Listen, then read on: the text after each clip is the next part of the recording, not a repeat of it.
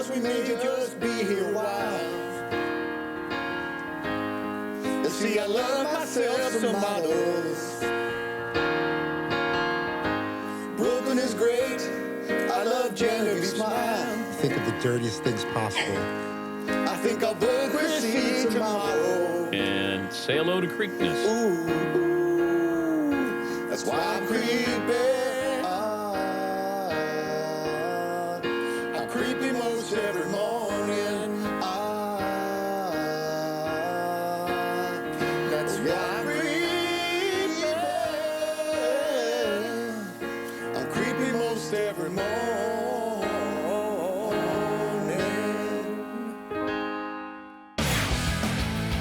I don't know a lot about sports, but I can drink a lot of beer. My motto is simple. C's get degrees. Need a long, inappropriate hug? I'm your man. I think I'm smarter than you, because I probably am. Howard Coward for box score.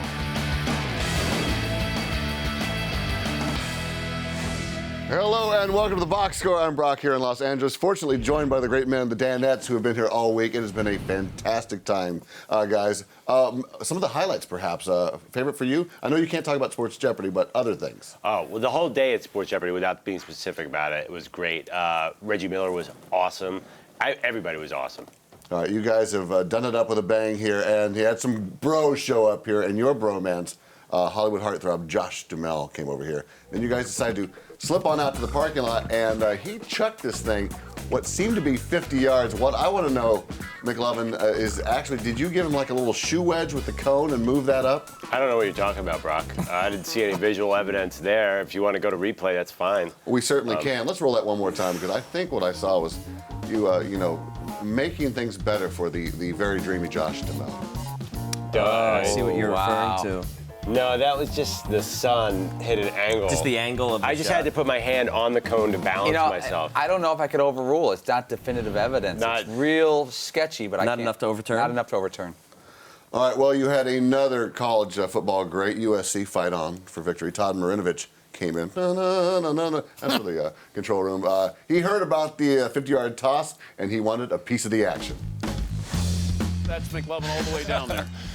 Are you ready, McLovin? I'm ready. Here I am. Okay.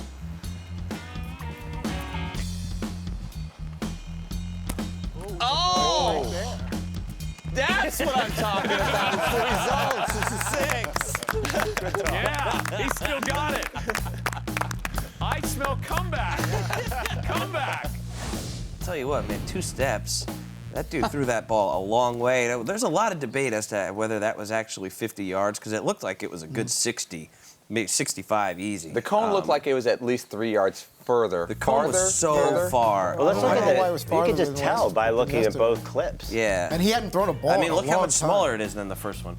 It's different. Yeah, and man, when we were walking back in, you could tell his shoulder was not feeling good I think at all. he was not the only one who was injured on that play. Is that correct? Was there more injury out there? Did you hurt? Did you Someone got a get a boo-boo? boo-boo out there, I had a McLovin? boo-boo. I've ever since then, I have this really severe pain shooting from here to here. I definitely bruised my ligaments. I'd say grade 2, maybe grade 3. I'm not a doctor, bro. I don't really It's know gonna what show those up Monday in a terms mean. splint or something, or some kind of cast for the show. But I'm thinking, what if I broke my finger catching a pass? How soft is that? Apart from Todd That's a Marinovich, reference to when we were at the Yale Bowl a few years ago, Yes. and we were throwing the ball around. I Oh, you caught a broke your lollipop pass, and I think it was this. I think it was this finger broke the tip in the middle of the finger. Oh, we had that video I think it because was you can you. see. Yeah, I just tossed one. It was like and a you were lollipop, and the ball just jammed it because I'm not a good catcher. Actually, I gotta be honest, I totally forgot about Here that, we Paulie, go. but now Yeah, you're so saying if you watch us, right there. Dropped that it. is and the you're most like, yeah, amazing thing. and it broke. I think one of my fingers in my left hand. Yeah, but Dr. Pabst, I think he said it himself, and he created I some took kind two of makeshift plastic- thing. They showed you actually pulling it on it. Yeah, because it was jammed up and it was broke here and here little, and I took 2 plastic knives and some duct tape and rolled it around and wore that. He for a made couple his own little splints. That's what we call Vermont resourceful. Yes, I'd say. thank You're you. out there at the camp. Well, You got very MacGyver little over things there. to work with. Yeah. Well, Marinovich is a Renaissance man, and he also took time to paint a portrait of DP of all things. Is there any room at all in the man cave for that? I think there's a lot of room because there's a few portraits of Dan in the man cave that are just awful. I mean, just flat awful. They don't look like Dan, and they don't look like art. And Todd's a good artist, so I think this is going to be put in a prominent spot. Also, the Seau picture Unbelievable. was impressive. I mean, unbelievable. Sometimes people do art and you have to compliment them and say, "Oh, that's really impressive. That's really cool." He's actually good, and you don't have to like fake to him. But also too, it wasn't just Junior Seau. Like you could see like the emotion on his face. Like it was really like a powerful. Don't mean to sound like a cliche, but a powerful. And it's 6:30 in the morning. We're asking him to respond to Dan's questions. He's being interviewed and he's half asleep and he's painting. It's just like there's a lot going on there to ask him for. When I was in college, I used to watch the Bob Ross show a lot. And it's funny because I didn't smoke weed, and I would sit there and watch Bob Ross paint. You know Bob Ross. Made it more enjoyable, sure. But it was very relaxing, very soothing. He would paint these pictures from nowhere in 22 minutes with commercials. And I think that Marinovich would, if he did a show like this for PBS, where he mixed in just a little bit of sports talk and some pastoral splendor, I think that'd be awesome. Happy little tree right over there. He's the greatest. Well, the challenging didn't stop there for Duhamel and Marinovich. You guys had LA listing, $1 million listing, Josh Altman, and former Syracuse kicker, and he came in and laid one down after 15 years off, he said. And this is the first take, and he popped that thing 45 yards through.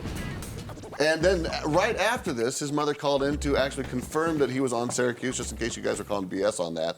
Now, Fritzy, did you set up his mother calling in? I did not. I was stunned. I was very surprised. I didn't know what was going on. I didn't know if one of the other guys set something up, or she happened to call in and got through, or someone gave her a hotline number. If that was pre-produced. Brock, that was not planned in any way. Two-a-days was back in the studio and goes, "I have a woman on the line who says she's Josh's mother, Josh Altman's mother." So actually, a nice job by Two-a-days. He quizzed her and asked, "Where did your sons go to school? Where do they? What's their middle names?" And she got them all right. She goes, and I was like, "Let's pop her on, see what happens." Oh, all right. Well, how clutch was that scene, watching the guy kick it after not being able to, putting the cleats on for 15 years? Oh, no, it was huge. It was awesome. But he, even better than, like, sort of that clutch moment and getting it right in the first shot, just the whole way that it was all done, all of his swagger, the confidence and his attitude, and he's just there in a suit, and really, the whole thing was really well done. That dude, he's like a born character, just natural. It's really entertaining. He is great at real estate. He is very good at kicking footballs. When it comes to comedy, I'm going to give him a solid 5.5. So my brother's here today because he thought we were going on the Danica Patrick show, just so you know. I'm just saying. No, you're better than that, John. Come on. Were you and your brother working on that coming over? Oh, yeah, no. and then you say Danica Patrick, and it'll kill, trust me. See what your brother just did? He set you up to fail. He did. I thought it was going to be a lot funnier. I'm not going to lie. Thanks, man. Okay, Thanks for looking out. Let's make him feel at home. Let's try it again. Okay. So you brought your brother. Yeah. I brought my brother because he thought that we were going to be on the Danica Patrick show.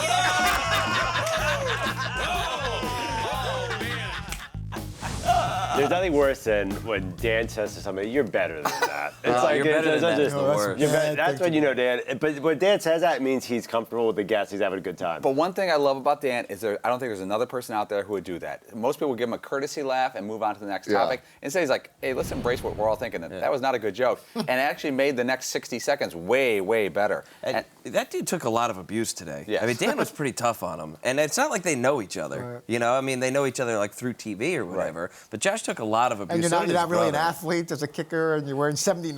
It was the interview, for the most part, unless you're talking real estate, was like shot after shot after shot. And he's just there, a big smile, like, because he gets it, he's cool. It's almost like, but the guy making fun of me is Dan. Yeah. And he's like, he must be like, this is still really cool. If you're made fun of by someone who's like a JV radio host, you're like, what are you doing, dude? You can't pull that on me. But Dan is like, all right, this still feels good. He's the big bro, the fun uncle, right? Yes. So you take those shots. All right, coming up, the Danettes tell us how their trip was to Sports Jeopardy. Kind of. I know how they got there, though. A Ram 1500? Yes, diesel? of course, a Ram 1500. Dang. Yeah, driving up there to the Sony lot, going right past the guard. He waves you on through. Need all that horsepower to get these egos over there, huh? Oh, yeah, and you probably towed a boat right in there. Want more facts about this? Yeah, go to ramtrucks.com. Guts, Glory, what is Ram? Yeah. Welcome to SportsNation Jeopardy, the official ESPN game show. I'm your host, Chris Berman, joined by some former ESPN colleagues. I can't quite remember who you are. All right, first question, first response. Here it is. This former ESPN talent was on air for 18 years and then was never heard from again. The response is, who is Dan Patrick? Okay, next. This former great surrounds himself with supermodels and actors trying to hype up a blog cast. Is he talking about Dan? What is this? It's not a blogcast. It's a national TV and radio show. Yeah, I needed it in the form of a question. It was a who is Dan Patrick? Next question. He hosts Football Night in America, and his hair looks like a raccoon suffering from severe depression. Seriously, that's how you're gonna play that? Like, talk about Dan when he's not here like that? Let's go. Let's get it. We're done.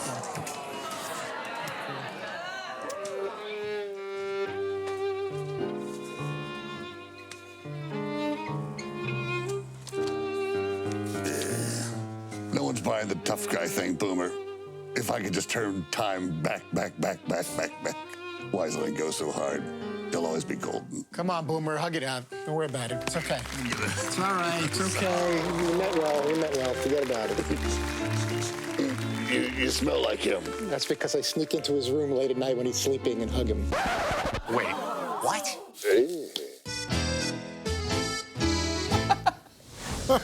Welcome back to the Box Score. You guys had a little fun with the Dan Nation Jeopardy last time you were out here. Of course, this time you elevated the stakes and actually went on to the set of Sports Jeopardy. Now, Fritzy, were there any nerves at all? There was definitely nerves. I knew I wasn't going to, I didn't think I was going to do well. I'm not going to say whether I did well or not because I'm not going to give anything away. But at least in the rehearsal, it was not going very well for me. But it was a great experience. The nerves quickly became more being excited to be part of the show as opposed to anxiety. Everybody was really nice to us and hospitable. The studio audience was cheering for us. So, yeah, it pretty quickly went from anxiety to let's get out there and have a good time. Paulie, how were Seaton's announcing skills? Smooth. He had some good lines, some good jokes, and he delivered them nicely. And it's tough because, you don't know, we've never really done announcing before, so we don't know, do you go over the top? Can you cut loose? Or is someone, a producer, come up to you and say, hey, dude, don't go over the top. But it's kind of approved by Dan. Seaton was put there by Dan and the producers, so he freestyled and had a lot of fun. Well, that was sort of like the blessing of the week leading up to it, was that I was allowed to do it here, and a lot of people from the Sports Jeopardy people heard me doing that. So I think they kind of had an idea of what I was doing going in there. And yeah, like I had to do something over the top because I can't just be me, you know, and hey, here's this guy. Like it just wouldn't have been, I don't think it would have been fun. There was a little snark laced. Oh, yeah. Nice. Looking forward to it. Yeah. Did you get to see any other parts of the Sony lot when you were over there? Yeah, we did. We got there early. We went over to like the Happy Madison office, which was, I didn't know, like we knew someone was going to be there, like a buddy that we know. We're going over there to see him, and then it turned out that Sandman was there, and Tim Meadows is walking by. Tim Meadows just they bring us in, and Adam, when you see him, he's like, oh hey boys. He comes up, gives you a big hug. He's like, go in, make yourself comfortable, go hang in my office, go do whatever. Come on, let me show you this, let me do that. It was so he's like cool. the most generous guy, and he's just sitting there smoking a stogie. And it's the weirdest thing. There's all these monstrous sound, I guess you call them sound stages. They're huge. And you just go from one to one. And all of a sudden there's this little area, and it looks like a 2-floor little apartment building wedged in there. It's like it was built around this. And Sandler's got like cigars and beers outside, and then there's like lawn furniture. And then you go in there, and it looks like a 40-year-old guy stayed in a frat house for the rest of his life and just piled up all his memorabilia. Oh, what a life that guy leads. What a life. I think the studio tour may have motivated Fritzy because he came back today and pitched Rap Jeopardy, and he dominated today. Bad LL Cool J threatens to do this to a muscle-bound man. Yes, Fritzy. What is put his face in the sand? Yes. I take a muscle-bound man and put his face in the sand. You might find the Beastie Boys manager smoking dust there. Yes, Fritzy. What is the back of the bus? That is correct. You're killing it. Manager's crazy. He always smokes dust. He's got his own room in the back of the bus. Tone Loc refused to give her $50 to do this. Yes, Fritzy. I'm gonna say, what is the wild thing? You're killing it. I need $50 to make you holler. I get paid to do the wild thing. It was, Rap Jeopardy is something that we've done off the air a little bit, for the last couple of months maybe, where we're just sort of like bored after work or whatever. And I'm really happy that it's made it onto the show because it's an absolute winner. We have been talking about it for quite some time. We're like, let's Let's just put it out there. Let's have some fun with it. All of a sudden, Dan was all like real into it, you know, and it's funny. Brock, it reminds me like when David Spade comes on sometimes, he goes, you know, some of the bits in Tommy Boy and other things are just stuff we did in the office. Like, and then we did it for years in the office, and all of a sudden it had an opening to pop it on the show. Fritz has been doing this for quite a while. And we were cracking each other up. We're like, this would be something that I think everybody would be entertained by and enjoy. A little break from the sports, and it ties into all the jeopardy of the week. And it was the perfect timing for it. You know, you could have done that bit a month ago, and it would have been really weird and out of place. Instead, it was like the perfect timing, and it rolled all day today. And the response on Twitter was really great. We were loving it in the back, so great job, guys. Coming up, we're going to take a look at Calais Campbell's attempt at rap Jeopardy. Oh, but first, we've come up with a game that I think might be in Fritzy's wheelhouse also.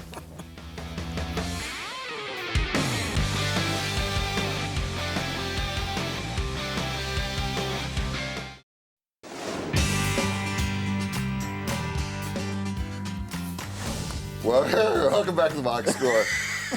One of the many traditions on this show and the DP show is Friday Fritzy, and you are the best.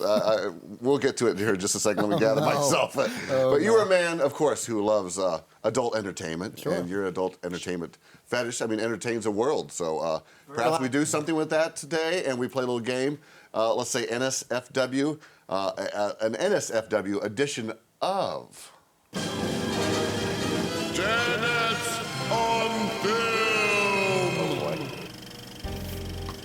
All right, 405, just right up the street is Chatsworth, so it's 22 miles away. Are some people doing some wonderful work, the Lord's work. Let's see if you know who they are. We are going to play a little something called Adult Film Star or Not, and it is Roe versus Roe. Hope it's those Cinemax girls. Okay, go ahead. Okay, we're going to start with the back row, because I know Fritzy can't wait to dive into this one. The thespian in question is, and I want to do her name right, Chastity Ballesteros. Chastity Ballesteros, film star or not? Related to Seve Ballesteros? Yeah, it's like some golfer that doesn't wear any clothes. Chastity. Dirty golfers. Because immediately she's got to change her name to Chesty. Right. I'm out of this category, so it's up to you. He doesn't want to compete. Yeah. Fritzy, are you pretending you don't know? I'm actually not familiar with Chastity. I may have seen her work. I just didn't know that was her name. So that sometimes you got to put the name to the It's nothing thing. against her. Yeah, I'm going to say that's not an adult film star. All right, Fritzy says it is not an adult star. won the Super Bowl. And it's autographed. So I guess so we got that right. Next up, the front row. We're going to ask you, is Pinky an adult star or not? Pinky. Pinky. One word, one name wonder. I'm going to say yeah. What do we have to say to not have that video roll after? So you got to correct answer. Seton right. said yeah, so I'm sticking with Seton. You say she is? Sure. She is an adult star. I don't know who that is. And say hello to Creekness. All right, yes, congratulations. Oh my God. That's the. All right, That's she you. is Yeah, it a was. film star, but the titles are not for here. No. Okay. For backstage. To the back row, Pinky. Anderson Woodcock. That's Anderson got to be Woodcock. real. That's got to be real. Sounds like It sounds like journalist. it sounds like it's forced to. Can you imagine if you're born with that name and you didn't go into the porn industry? Anderson Woodcock. I think that's like contrived though. Yeah. I'm gonna say no. Fritzy thinks it is not. Is it? I think that's just silliness. And say hello to Creekness. You are correct. Yeah. So that name's available. Yeah, it is available if you are. Not for me. I'm just saying for those who would like to delve into that industry. I don't know call if it they're the are they carpenter. SAG cards or is it something opposite? I have no idea. Okay. Royals first baseman. Front row, you're up again. Cleta Johnson. Cleta Johnson, adult star or not? Johnson. McLovin, just because you don't speak doesn't mean you're not on camera during the segment. I just want you to know that. if I could disappear and merge into this chair, so this is Cleta Okay, you might hurt your I don't thumb, believe we- so. I don't believe Cleta Now, Johnson is a porn star. How do you differentiate between star and just hardworking, serviceable porn actor? Is she a journeyman? Right. She's either you're either in or you're out. Okay, we're gonna say no. I've never heard We'll of say any no. of these names. in All all right. honesty. They say she is not an adult film star. And say hello to Creekness. Yeah, think you we're are winning. absolutely correct. Cleta Johnson is actually my grandmother. Nanny. What? Okay. Yeah. That would've Well, been- former. That would have been awful. former. Yes. We should. She had a run. Currently active. No, I'm sorry, Buck. I should have said Back it. in the Victorian age. Yeah. With the flash powder. Which camera am I doing this to? Bye, Andrew. What? Sorry, Nana. Sorry, Nana. Flash powder. She can't hear us, believe me. So uncomfortable. All right. Back row, one more for you. Carla Lane, adult film star or not? Carla Lane. Is this segment over yet? It's almost over. And I'm gonna say she is. I'm not sure what she's been in, but I'm sure I've But seen there's it. something But that rings familiar about it, huh? Carla Look at Lane. this. See, the other names I'm thinking haven't come up yet. But they're not like these play on words names. Carla Lane, I could see her involved. All right, he believes that she is in the industry. And say hello to Creekness. Question that'll decide. Yes, she is absolutely an adult film star and also a fan of the box score. Oh. So. Not this show. Another show called The Box Score with a whole different tone. That would make sense. Roll the. No, I'm sorry, don't roll that. The host's name is still Brock, though. Right. Yeah. Brock Chesterson. Yeah. Yes, and he is still related to Cleta Johnson. Brock Chesterson. Last one is for the front row. What is going on Brian here? Pumper. What? Okay. He's definitely a porn star. You know what? Let's take our time here you're gonna because get tricked here. if we win this, Fritzy, this is going to really get in your Well, head. because Woodcock wasn't the real one, right? So why Yeah, should Brian Pumper Pumper's be? got to be real. Oh, man. I would like to say no. I would like to say no. All right, go. Let's go with it. I'm going to say no. Paulie says no. Yeah, they want you to say yes. And it's autographed. Sorry. Brian Pumper, real guy. Yeah, he's an adult film star, and I'm finding out that you might see him around the Fox Hills Mall. So who knows? That's going to haunt me. All right, the most X-rated row today is. Oh, you both Tie. are. It's a tie. So congratulations. We all Hey, lost. Andy, congratulations. Actually, we all kind of It's lost. like a win for them because we were I the think all of favorites. America lost on that one. Brian Pumper. Yeah, Brian Pumper. He won. All right, don't go away. I think we're going to take a look at Calais rapping and his segment. But first, this is the box when we're taking a break to remind you that the Ram Heavy Duty. You, yes, you. Heavy Duty with its best-in-class towing, torque, and horsepower. It's the Brian Pumper of trucks. And it is the Brian Pumper. Heavy duty. No Jennifer Corbin. With Brian Pumper. Heather Van Deven. Heather Van Deven, they've all been in the Heavy Duty. Anna truck, Alexander. that is. Eco Diesel. Fritzy giving shout-outs Yeah. to his Twitter Shout out followers. to Anna Jets, Alexander glory, and Jennifer Ram. Corbin.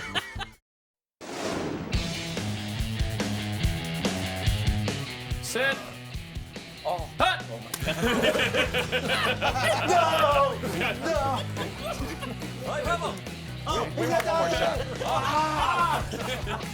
Oh, my glove just ran into the wall. Set. Hut. We are closing up shop here. That was the massive defensive end for the Phoenix Cardinals, Calais Campbell. dude. 6'8", 300, and he chased you clear off the reservation. Paulie, is that the biggest guy to ever take a shot at you guys? Well, Tony Siragusa is about 6'3", and I think he's probably 340, 330 maybe. You think in post-playing days? I think he could be. I mean, Yeah, maybe let's say he's 320. I don't know. He's a big dude. But this guy was big, tall, fast, and in shape, and in his prime. He's not like an ex-player or something. His shoulders were like the size of my head. Like when I put my hand on his shoulder to be like, hey man, good job. It was like this exact same ratio. Like, holy crap. It's fascinating. He's a huge dude. He's gigantic. Where'd you run to? You ran clear off the scene. I know. I almost tripped and killed myself. I am not exaggerating. It was terrifying. I just fear took over. Flight or fight, I flew. Well, that's the best thing to do. All right, well, he also took a shot at Rap Jeopardy, and after you cooked up some lyrics, let's take a peek at that. When Rock Nation runs the town, who are Jay-Z, Kanye, and Rihanna following the leader with? Oh, you got to get that one. Yes, Seton. Who is Eric B? That is correct. Follow the leader, Eric B. and Raquel. Man. Those dudes old school.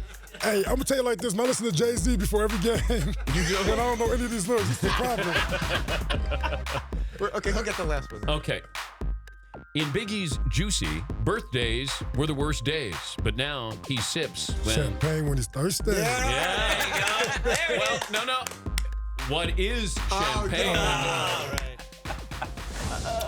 What a great sport. That was a lot of fun. A few of them might have been a little too tough. We were talking about it, and he said, he was into Jay-Z and Tupac, and I threw in a couple of those and a Biggie, Fritz, but he had fun with it. Do you think it was the old school rap or the fact that it's delivered in such a tone that I don't think he's used to hearing. I think that's a lot of it. And the one that seemed, for lack of a better word, the whitest was the way Dan did the one that he actually got right. He goes, because it's birthdays were the worst days, and the way Dan read it, like, you know, birthdays were the worst days. And that's the one he got right. The one that was read like the worst and the toughest based on the way Dan was reading it. He got the champagne one. So that was cool. I'm glad he played along. We had fun with that. Yeah, mainstream. That's sort of a euphemism for the white guys might get it. Pretty much. Seton, what are you going to be rocking on the headphones on the way back? Podcasts. It's just work on the way back? Yeah, I listen to podcasts. That sounds delightful. Well, you'll be rows away from them, so you'll enjoy your flight. So safe travels to all of you. First off, Fritzy, who's on next week?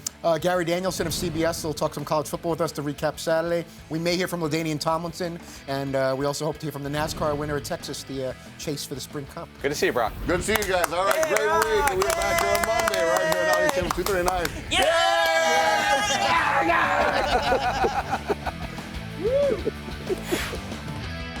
I don't know a lot about sports, but I can drink a lot of beer. My motto is simple. C's get degrees. Need a long, inappropriate hug? I'm your man. I think I'm smarter than you, because I probably am. Hey, thanks for watching the box score. Holy cow!